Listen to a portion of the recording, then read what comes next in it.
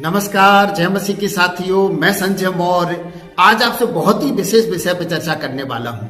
क्या परमेश्वर के लोगों को, परमेश्वर के दास दासियों को काम करके सेवा करना चाहिए? क्या उनको काम करना चाहिए? और ये सवाल बहुत बड़ा है, क्योंकि ज्यादातर लोग ये सलाह देने लगे आजकल, वे लोग जो दान नहीं देना चाहते हैं, वे लोग जिन्हें लगता है कि सेवक के पास घटी है, सेवक परेशानी में है, सांसारिक उसके पास सुख सुविधाएं नहीं है, इसलिए लोग उसको सलाह दिया करते हैं। परंतु मैं ऐसे सवालों का जवाब आज के संदेश के द्वारा देने वाला हूं और मैं आपके लिए बताना चाहता हूं वचन इब्रानियों 11 अध्याय उसकी 24 और 25 आयत। वहां लिखा है, विश्वास ही से मूसा सयाना होकर फिरौन की बेटी का पुत्र कहलाने से इनकार कर दिया, क्योंकि उसको पाप में थोड़े दिन का सुख भोगने से परमेश्वर के लोगों के साथ दुख भोगना अधिक उत्तम लगा। यहां लिखा है, मूसा राजा होना था, मूसा मिस्र का अगला फिरौन होना था, लेकिन वो कहता है मुझे इस संसार की सुख सुविधा से ज्यादा उत्तम लगता है मैं खुदा के लोगों के साथ दुख उठाऊं। और मैं उन सेवकों को इंकरेज करना चाहता हूं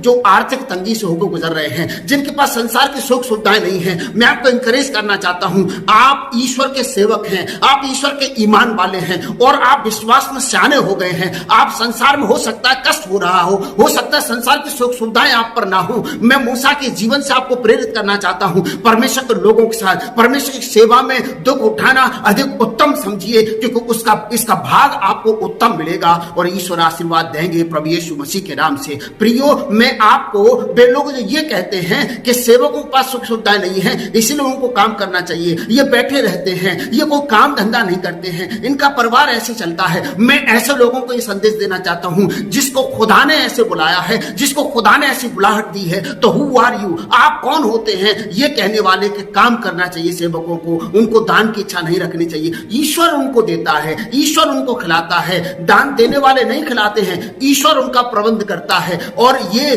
बड़े गर्व की बात है, ये बड़े घमंड की बात है कि वे संसार की सुख सुविधाओं को प्राप्त कर सकते थे, वे लोग संसार का कोई काम करके, जॉब करके संसार के आनंद को प्राप्त कर सकते थे, लेकिन उनको खुदा की सेवा में आनंद आता है, उनको खुदा के लोगों की सेवा करने में आनंद आता है। वे संसार में तंगी में है, उनके पास भले ही संसार की सुख सुविधाएं नहीं है, लेकिन इसका मतलब ये नहीं है कि वो आनंद में नहीं है, इसका मतलब ये नहीं है कि वो खुश नहीं है, वे खुश हैं। और मैं ये भी कहना चाहता हूं, वे सेवक जिनको लगता है कि मुझे काम करके सेवा करना चाहिए, तो वो काम करके सेवा कर सकते हैं, ये कोई बुरी बात नहीं है, काम करना बुरा नहीं है, पर ये बुलाहट जानना जरूरी है, बुलाहट पहचानना जरूरी है। क्या आपको ईश्वर ने फुल टाइम के लिए बुलाया है? यदि फुल टाइम के लिए ईश्वर ने आपको बुलाया है तो वो आपको तनख्वाह देगा, वो आपका प्रबंध करेगा प्रभु यीशु मसीह के नाम से।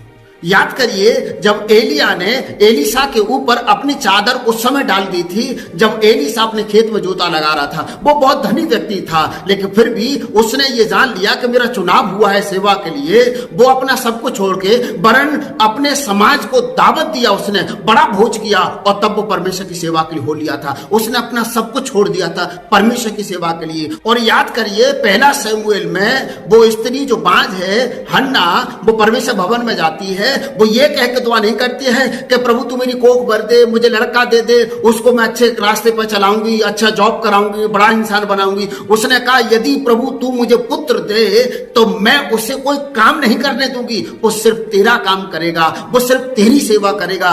और आपको मालूम है कि ईश्वर ने उसको आशीर्वाद दे दिया और उसको बच्चे दे दिए थे, उसको वो बेटा दे दिया था। और उसने भी परमेश्वर की आज्ञा के अनुसार, परमेश्वर से जो उसने प्रॉमिस की थी उसके अनुसार उसने भी अपना बेटा दूध छुड़ाने के बाद परमेश्वर भवन में छोड़ दिया था उसकी सेवा के लिए। मैं आपको ये कहना चाहता हूं, जब खुदा पसंद करता है ऐसे सेवकों को जो फुल टाइम उसकी सेवा करें, तो आप उन पर तोहमत न लगाएं, आप उन पर ये इल्जाम न लगाएं कि वो बैठे खाते हैं। आप उनसे ये ना कहें, ये तौहीन होगी। और परमेश्वर अपने सेवकों की तौहीन पसंद नहीं करते हैं, क्योंकि बाइबल में आप देखिए जितने सेवकों को परमेश्वर ने बुलाया है वो अपना सब कुछ छोड़ करके परमेश्वर की सेवा के लिए हो लिए हैं। और आपको लगता है कि उनके पास सुख सुविधाएं नहीं है। वो सुख सुविधाएं जो संसार में लोग भोग रहे हैं, वो सुख सुविधाएं ईश्वर के लोग भी इस्तेमाल कर सकते थे, लेकिन उनको परमेश्वर के लोगों की सेवा करना उत्तम लगता है, उनको परमेश्वर का सुसमाचार प्रचार करना उत्तम लगता है। चाहे वो उनके पास संसार की सुख सुविधाएं भले ही ना हो, लेकिन वो आनंद में है। और परमेश्वर ऐसे सेवकों को पसंद करते हैं प्रभु यीशु मसीह के नाम से। मेरे प्रियो, सभी सेवक काम पे चले गए, सभी सेवक यदि जॉब पर चले जाएंगे तो सुसमाचार का काम कौन करेगा? परमेश्वर के राज्य के विषय में लोगों को कौन बताएगा? लोगों को बचाएगा कौन? बीमारों को नितवा कौन करेगा? दुष्ट आत्माओं कौन निकालेगा? आपको आशीर्वाद कौन देगा? सही रास्ते पर चलने की सलाह कौन देगा? और यदि ऐसा हुआ कि सेवक लोग काम पे चले गए तो संसार बर्बाद हो जाएगा, लोगों को उद्धार नहीं मिलेगा, लोग सभी नरक में चले जाएंगे, सभी की जिंदगी बर्बाद हो जाएगी। इसलिए मैं आपको इंकरेज करना चाहता हूं कि आप परमेश्वर के सेवकों का आदर करिए। हो सकता है उनको ऑफरिंग दीजिए, उनको इंकरेज करिए कि आप अच्छा काम कर रहे हैं, आप बहुत अच्छा काम कर रहे हैं। क्योंकि संसार का काम करने वाला व्यक्ति सिर्फ संसार की सुख सुविधाएं प्राप्त कर सकता है। हो सकता है वो दवा प्राप्त कर ले, हो सकता है खाना प्राप्त कर ले, मकान प्राप्त कर ले, लेकिन जो खुदा की सेवा करता है, जो खुदा का काम करता है, वो जीवन प्राप्त कराता है, वो जीवन देता है लोगों को, वो चंगाई देता है, वो लोगों को शांति देता है, वो लोगों को ढांढस देता है। परमेश्वर का काम सबसे महान काम होता है, संसार का काम महान नहीं है। और परमेश्वर के लोगों ने उस काम को जिस पर लोग घमंड करते वो छोड़ दिया है परमेश्वर के काम के लिए। परमेश्वर के लोग महान होते हैं, उनका आदर करिए, उनका सम्मान करिए, उनको भेंट दे दीजिए, उनको इंकरेज करिए और उनसे आशीर्वाद प्राप्त कर लीजिए प्रभु यीशु मसीह के नाम से। इस संसार में ज्यादातर कंपनियां काउंसलर रखने लगी हैं लड़ाई झगड़ों को शांत करने के लिए, और बहुत ऐसे मोटिवेटर हैं जो कंपनियां अपने एम्प्लॉइज को इंकरेज करने के लिए बुलाती हैं। उनको तनख्वाह मिलती है, बड़ी भारी भारी तनख्वाह मिलती है, बड़ी भारी भारी फीस मिलती है। परमेश्वर के लोग बचपन से लेकर बुजुर्गी तक लोगों की काउंसलिंग करते आ रहे हैं, परिवारों की काउंसलिंग करते आ रहे हैं, सलाह देते आ रहे हैं, मोटिवेट करते हुए आ रहे हैं, सही रास्ते की सलाह देते हुए आ रहे हैं, परिवारों के झगड़ों को शांत करते हुए आ रहे हैं। कितने डिवोर्स होते होते उन्होंने रोक दिए हैं, कितने लोगों को चंगाई देने के लिए उनका हाथ आगे आया है, कितने लोगों को मरते हुए को बचाने के लिए उनका हाथ आगे आया है। क्या उनको तनख्वाह मिलनी चाहिए? क्या उनको भेंट मिलनी चाहिए? क्या उनको ऑफरिंग मिलनी चाहिए? संसार में तो जो काउंसलर होते हैं, संसार में तो जो लोग मोटिवेटर होते हैं, उनकी बड़ी फीस होती है। और परमेश्वर के लोगों को भी आप फीस नहीं दे सकते, कम से कम ऑफरिंग दे दीजिए, उनको दान दे दीजिए, उनको भेंट, उनको उपहार दे दीजिए। आपके जीवन पर आशीर्वाद होगा प्रभु यीशु मसीह के नाम से। जब संसार के काउंसलर को आप बुलाएंगे, जब संसार के मोटिवेटर को आप बुलाएंगे, वो पहले ही फीस तय कर लेगा कि उसको इतनी फीस चाहिए। लेकिन परमेश्वर के लोगों को आप जब कॉल करते हैं, वो आपके कॉल पर दौड़े चले आते हैं, वो आप पर फोन पर भी आपके घर आकर के बार बार आकर के आपको काउंसलिंग करते हैं, आपको मोटिवेट करते हैं।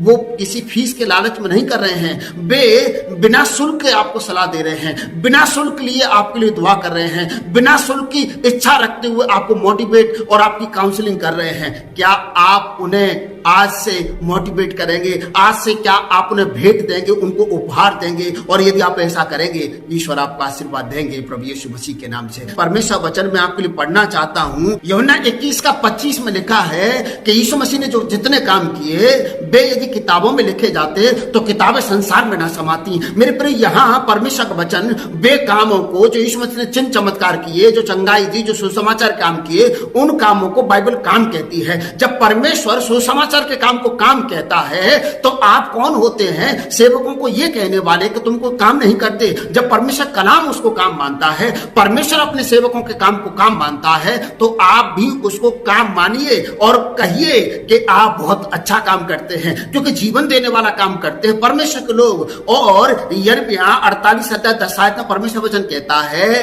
कि श्रापित है वह मनुष्य जो यहोवा का काम आलस्य करता है। परमेश्वर का काम है और परमेश्वर कहते हैं आलस्य करने वाले लोग श्रापित हैं। परमेश्वर के काम को काम मान लीजिए, परमेश्वर काम को काम समझ लीजिए, क्योंकि ईश्वर इस काम पर आशीष देते हैं। ईश्वर ऐसे काम करने वालों को पसंद करते हैं। याद करिए लूका की इंजील 5 अध्याय में जब परमेश्वर प्रभु यीशु मसीह ने यूहन्ना पतरस से उन चेलों से ये कहा कि आज से तुम मनुष्यों को पकड़ने वाले, जीवते मनुष्यों को पकड़ने वाले मैं तुम्हें बनाऊंगा। और लिखा है कि वो अपना सब कुछ छोड़ करके प्रभु यीशु मसीह के पीछे हो लिए थे। वो अपने जालों को, अपनी नावों को, अपने बिजनेस को छोड़ के प्रभु यीशु मसीह के पीछे हो लिए थे।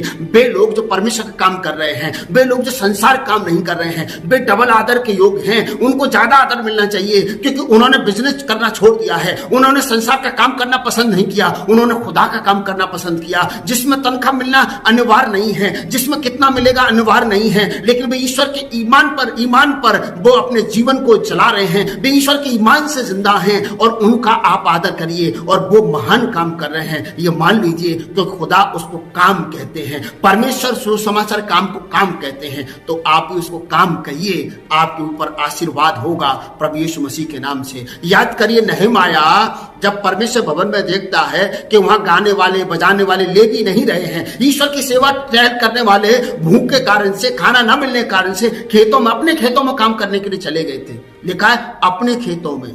इसका मतलब वे लोग जो उस समय भवन में काम कर रहे थे, उनके पास अपने खेत थे और उनको जब दान नहीं मिला, उनको जब ऑफरिंग नहीं मिली, उनको जब दान दशांश ना मिला, वे अपने खेतों में, अपने बिजनेस में फिर से चले गए थे। और ये बात परमेश्वर के दास को अच्छी नहीं लगी थी। उसने लोगों को डांटा था, फटकारा था और ये नियम लागू किया था कि उनको बिना मांगे हर चीज जो उनकी जरूरी है, खाने के लिए, पहनने के लिए, दिया करें। और ऐसा परमेश्वर ने कहा है, ऐसा परमेश्वर वचन ने कहा है। इसलिए वे फिर से अपने काम को छोड़ करके फिर से उनको नियुक्त किया गया और वे फिर से परमेश्वर की सेवा टहल करने लगे। ये परमेश्वर का नियम है, ये परमेश्वर का वचन है कि परमेश्वर के लोगों का उपाय परमेश्वर करें और परमेश्वर को लोग करें प्रभु यीशु मसीह के नाम से। तो वे ही लोग परमेश्वर के लोगों को निठल्ला कहते हैं, वे ही लोग परमेश्वर के लोगों को ये सलाह देते हैं कि तुम कोई काम नहीं करते, काम क्या करो। वे लोग जो दान देना नहीं चाहते हैं, वे लोग जो पैसे से मोहब्बत करते हैं, वे लोग जो दशांश नहीं देना चाहते हैं। हालांकि काम करना बुरा नहीं है, ईश्वर के लोग भी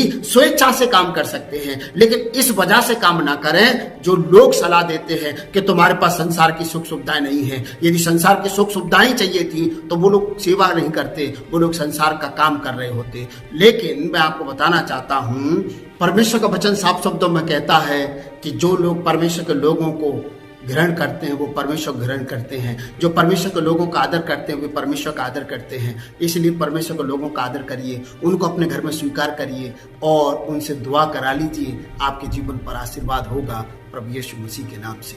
मैं आशा करता हूँ आपको संदेश मिला होगा। प्लीज़ आप मुझे इंकरेज करने के लिए वीडियो को लाइक कर दीजिए, मेरे चैनल को सब्सक्राइब कर दीजिए, बेल आइकन दबाना मत भूलिए ताकि आने वाले संदेश की नोटिफिकेशन आपके मोबाइल पर आपको मिलती रहे। और मुझे कमेंट बॉक्स में लिखिए कि आपको संदेश कैसा लगा। God bless you.